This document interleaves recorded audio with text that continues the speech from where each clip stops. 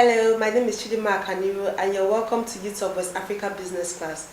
Today we'll be talking about how to write a business plan. Every entrepreneur needs a business plan. Every business needs a business plan. Aside from writing down your thoughts on paper, writing down your ideas for your business on paper, a business plan is also needed for you to demonstrate what you want to do and how well your business is doing, especially if you want to get outside investors, if you want to get loans, grants, apply for competitions and all of that. And writing a business plan is not as complicated as we make it seem.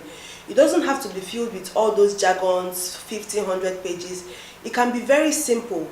It doesn't have to be complicated. It just has to make sense. So there are 8 key components of a business plan, and in this episode we'll be talking about the first 4 components. The first is the executive summary. In as much as it's the first component, it's actually written last, because in writing the executive summary you have to get data from all other components of the business, from the management, the financial projections, the marketing plan. It's all other components of the business plan that you summarize to get your executive summary. Now the thing about your executive summaries is the first thing everybody who picks up your business plan needs, and it has to be very compelling. If you don't write a compelling executive summary, nobody's going to go further from that to read other aspects of your business plan. You might as well not have a business plan, because the executive summary needs to be short, concise, and compelling enough to encourage anybody who reads it to go ahead and read other parts of your business plan. It's the most important part of your business plan, and it's the first thing every investor looks at when reading your business plan. After the executive summary, you get to the company overview. Company overview basically involves a short description of your company. You talk about the location of your company, you talk about you mention your website, the legal structure of your business, your mission statement, your vision, basically what your company is out to do. Just explain a little bit about your company, so that anyone who hasn't heard about your company goes through your company overview and has an idea of who you are, what you're trying to achieve, what you're doing, and where you're situated. After your company overview, you talk about your products or services. Basically, this just means outlining the different products you have or the different services you have. If you have one product, you talk about the one product, a brief description. If you're going to offer more than one product, you list the different products that you're going to offer. If you're going to offer services as well, you list your services. So basically, this is just a description of the products and services that you're going to offer. After the product and service, the next is the marketing. You have to talk about your marketing plan. Now, the marketing plan is also a very, very important aspect of your business plan. Now, with the marketing plan, you first of all talk about how you intend to attract customers. You talk about the market niche, exactly who your customers are.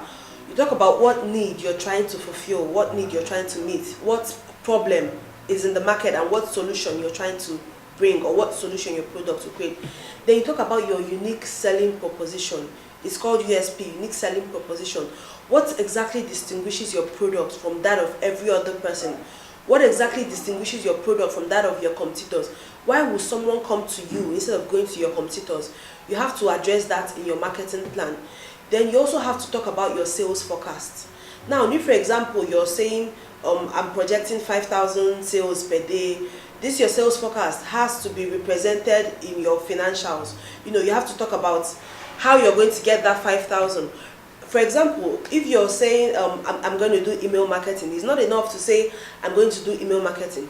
You have to talk about how you're going to get the emails that you're going to market to. You have to talk about the cost of those emails.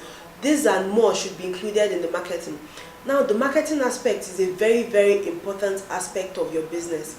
You don't have a business if you don't know how you get to your clients. You should be able to say in very clear and concise terms how you will attract your target market.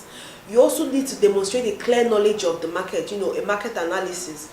You also need to demonstrate a clear knowledge of your competitors, because you're not doing the business alone. You need to have research to understand who is doing the business. Now, in the marketing, it's also very important that you talk about the risk, and how you mitigate them, because definitely there are going to be risks. But you need to also mention how you're going to try to reduce whatever risk you're going to face. That is also a key aspect of your marketing. Like I said, a business plan does not need to be very complicated. It just needs to be simple.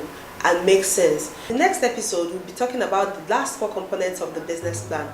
That's the financials, the management team, the operational plan, and the appendix.